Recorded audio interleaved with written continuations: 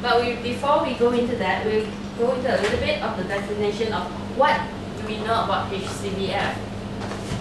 So this concept was initially developed by FSC for forest management certification. The description of forest management is forest that is considered to have significant or critical environmental and social values that require to be maintained or enhanced. In this case, it will be rare species, recreational sites, or resources harvested by the local communities. To identify HCBF, there are 6 values. That is, the first one is the concentration of biodiversity, the significance of it. The second one is the significance of it to the landscape level forest. The third, contain rare, threatened, or endangered ecosystem. The fourth one, provide services of nature in critical situations.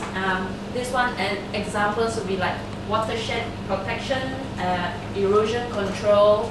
The fifth value would be meeting local communities' basic needs. This would be where the local communities obtain the basic needs such as food, building materials from the forest where they can't actually obtain it, buy it from somewhere else. And the sixth value would be critical to local communities' traditional cultural identity, and this would be like the community burial sites. Okay. This is the definition of Principle 9 to manage. Why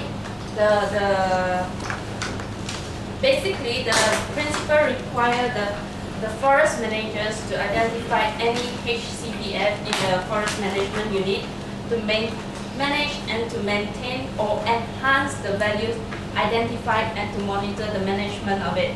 And under this principle, is defined by 4 criteria. The first criteria being assessment to determine the presence. In summary, it's just to identify the values which is found in the FNU.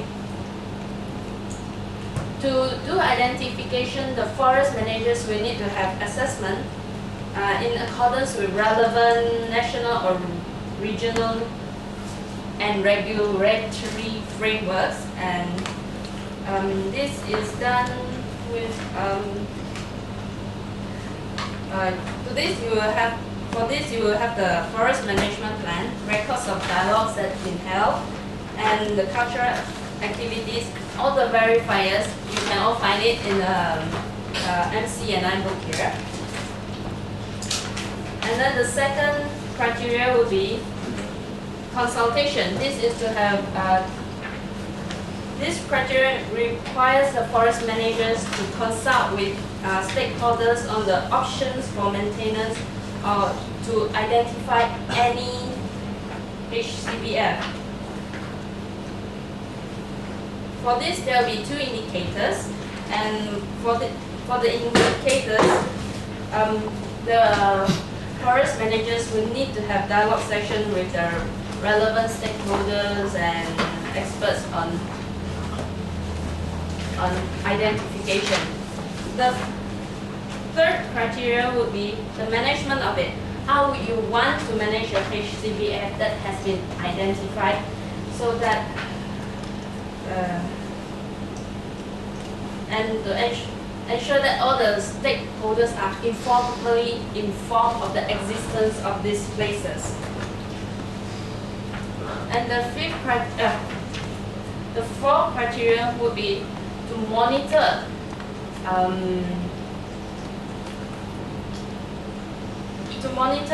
and to ensure that the effective management of the HCBF that has been identified, so that it is maintained or possibly enhanced. However, for this, all the verifiers, this assessment for identifications of all this should have been done in the FMP and marked out properly in the detailed planning. But there are some interpretations of it. That is, how hard is it to apply HCBF? Currently, there is no toolkit for Malaysia where to identify HCBF. In other words, there is no proper guidelines for you to say how do you identify that a place is considered HCBF. So, so this guidelines is mostly derived from what is required to do for you to do in your FMP.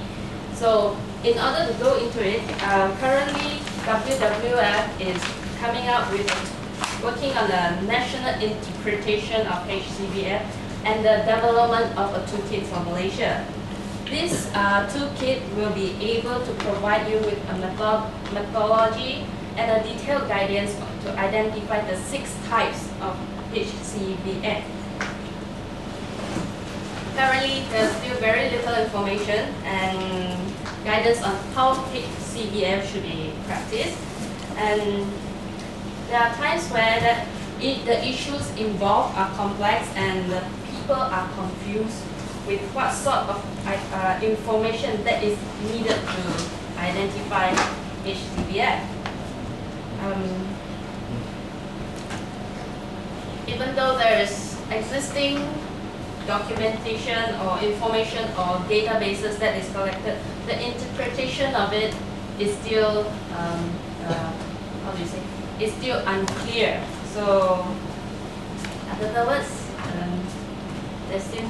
there's a lot of things still need to be done, and this principle currently is still having its guidelines being drafted out.